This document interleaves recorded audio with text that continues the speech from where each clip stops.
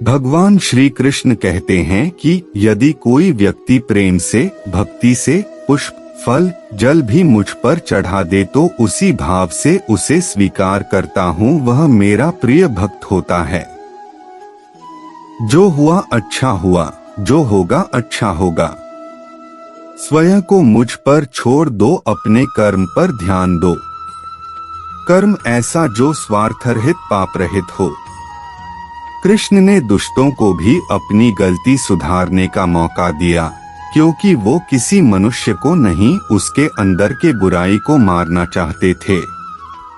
संदेह की स्याही से संबंध के पृष्ठ पर कभी शुभ अंकित नहीं होता, इसलिए अपने मन के विचार और संबंधों का आधार दोनों ही शुभ रखें। मोहग्रस्त होकर अपने कर्तव्य पथ से हट जाना मूर्खता है, क्योंकि इससे ना तो तुम्हें स्वर्ग की प्राप्ति होगी और ना ही तुम्हारी कीर्ति बढ़ेगी। इस भौतिक संसार का यह नियम है, जो वस्तु उत्पन्न होती है, कुछ काल तक रहती है, अंत में लुप्त हो जाती है, चाहे वे शरीर हो या फल हो। उससे मत डरो जो वास्तविक नहीं है, ना कभी था ना कभी होगा। जो वास्तविक है वो हमेशा था और उसे कभी नष्ट नहीं किया जा सकता। जीवन में आधे दुख इस कारण जन्म लेते हैं क्योंकि हमारी आशाएं बड़ी होती है। इन आशाओं का त्याग करके देखो, जीवन में सुख ही सुख है। अपने परम भक्तों, जो हमेशा मेरा स्मरण या एक चित्त मन से मेरा पूजन करते हैं, मैं व्यक्तिगत रूप से उनके कल्याण का उत्तरदायित्व लेता हूँ। जन्म लेने वाले के लिए मृत्यु उतनी ही निश्चित है जितना कि मृत होने वाले के लिए जन्म लेना। इसलिए जो अपरिहार्य है उस पर शोक मत करो। श्री कृष्ण ने कहा है, अगर तुम्हें किसी ने दुखी किया है तो बुरा मत मानना। लोग उसी पेड़ पर पत्थर मारते हैं जिस पेड़ पर ज्यादा मीठे फल होते हैं। अंत काल में जो मनुष्य मेरा स्मरण करते हुए देह त्याग करता है, वह मेरी शरण में आता है। इसलिए मनुष्य को चाहिए कि अंत काल में मेरा चिंतन करें। यह सच बात है कि भूल करके इंसान कुछ सीखता है, परंतु इसका यह मतलब नहीं कि वह जीवन भर भूल करता रहे और कहे कि हम सीख रहे हैं। कृष्ण कहते हैं, इस जगत में मनुष्य भौतिक वस्तुओं का भोग कर सकता है। अगर वे चाहे तो सब कुछ छीन सकते हैं। मनुष्य कुछ भी नहीं कर सकता। स्वार्थ से रिश्ते बनाने की कितनी भी कोशिश करें, वो कभी नहीं बनते हैं।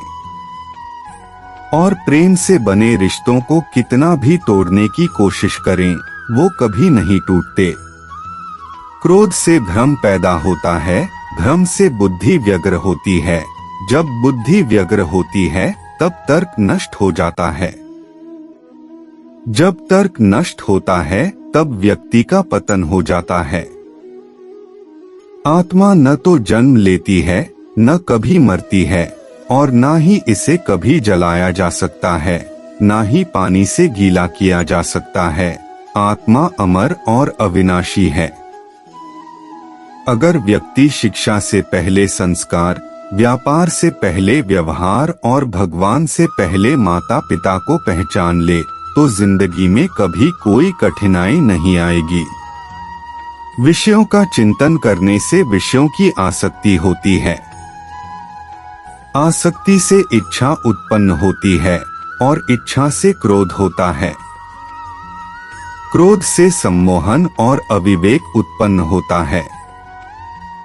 कृष्ण कहते हैं, जैसे प्राणी अपने पुराने कपड़ों उतार कर फेंक देता है, नए को धारण करता है, उसी प्रकार यह आत्मा पुराने शरीर से त्याग करके नया शरीर प्राप्त करती है। तुम उसके लिए शोक करते हो जो शोक करने के योग्य नहीं है, और फिर भी ज्ञान की बातें करते हो। बुद्धिमान व्यक्ति ना जीवित और ना ही मृत व्यक्ति के लिए शोक करते हैं। मन की गतिविधियों, होश, श्वास और भावनाओं के माध्यम से भगवान की शक्ति सदा तुम्हारे साथ है और लगातार तुम्हें बस एक साधन की तरह प्रयोग कर सभी कार्य कर रही है। हर किसी के अंदर अपनी ताकत और अपनी कमजोरी होती है। मछली जंगल में नहीं दौड़ सकती और शेर पानी में राजा नहीं बन सकता, इसलिए अहमियत सभी को देनी चाहिए। धर्म युद्ध में कोई भी व्यक्ति निष्पक्ष नहीं रह सकता है। धर्म युद्ध में जो व्यक्ति धर्म के साथ नहीं खड़ा है, इसका मतलब है वह अधर्म का साथ दे रहा है, वह अधर्म के साथ खड़ा है। अगर कोई मनुष्य हमारे साथ बुरा कर रहा है तो उसे करने दो, यह उसका कर्म है और समय उसके कर्म का फल उसे जरूर देगा। लेकिन हमें कभी भी किसी के साथ बुरा नहीं करना चाहिए, क्योंकि यही हमारा धर्म है। जीवन में समय चाहे जैसा भी हो, परिवार के साथ रहो। सुख हो तो बढ़ जाता है और दुख हो तो बट जाता है। जीवन में आधे दुख इस वजह से आते हैं क्योंकि हमने उनसे आशाएं रखी जिनसे हमें नहीं रखनी चाहिए थी। इस संसार में मूर्ख व्यक्ति, अधर्मी, अज्ञानी व नास्तिक प्रकृति का व्यक्ति मेरी शरण स्वीकार नहीं कर सकता। ज्ञानी व्यक्ति को कर्म के प्रतिफल की अपेक्षा कर रहे अज्ञानी व्यक्ति के दिमाग को अस्थिर नहीं करना चाहिए। अपने जीवन में कभी भी ना किसी को आनंद में वचन दे, ना क्रोध में उत्तर दे और ना ही दुख में कभी निर्णय ले। किसी और का काम पूर्णता से करने से कहीं अच्छा है कि अपना काम करें, भले ही उसे अपूर्णता से करना पड़े। मैं ही इस सृष्टि की रचना करता हूँ, मैं ही इसका पालन पोषण करता हूँ और मैं ही इस सृष्टि का विनाश करता हूँ। कृष्ण कहते हैं, जब जब संसार में धर्म की हानि होगी, अधर्म की विजय, तब तब मैं इस पृथ्वी पर अवतार लूंगा। अमीर बनने के लिए एक एक क्षण संग्रह करना पड़ता है, किंतु अमर बनने के लिए एक एक कण बांटना पड़ता है। जिंदगी में सब कुछ खत्म होना जैसा कुछ भी नहीं होता, हमेशा एक नई शुरुआत हमारा इंतजार कर रही होती है। हे अर्जुन, मैं भूत, वर्तमान और भविष्य के सभी प्राणियों को जानता हूँ, किंतु वास्तविकता में कोई मुझे नहीं जानता।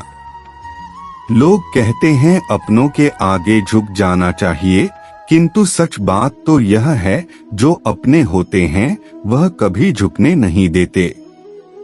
वह दिन मत दिखाना कान्हा कि हमें खुद पर गुरूर हो जाए, रखना अपने दिल में इस तरह की जीवन सफल हो जाए।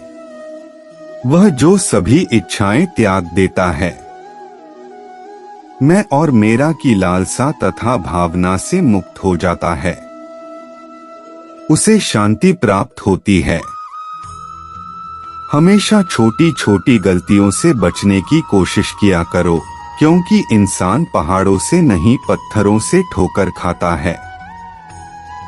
शांति से भी दुखों का अंत हो जाता है और शांत चित्त मनुष्य की बुद्धि शीघ्र ही स्थिर होकर परमात्मा से युक्त हो जाती है।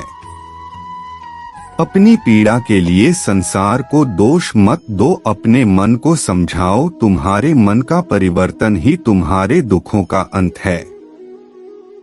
श्री कृष्ण कहते हैं, एक बार माफ करके अच्छे बन जाओ, पर दोबारा उसी इंसान पर भरोसा करके बेवकूफ कभी न बनो। अगर तुम अपना कल्याण चाहते हो तो सभी उपदेशों, सभी धर्मों को छोड़कर मेरी शरण में आ जाओ, मैं तुम्हें मुक्ति प्रदान करूंगा। इच्छा पूरी नहीं होती तो क्रोध बढ़ता है और इच्छा पूरी होती है तो लोभ बढ़ता है। इसलिए जीवन की हर स्थिति में धैर्य बनाए रखना।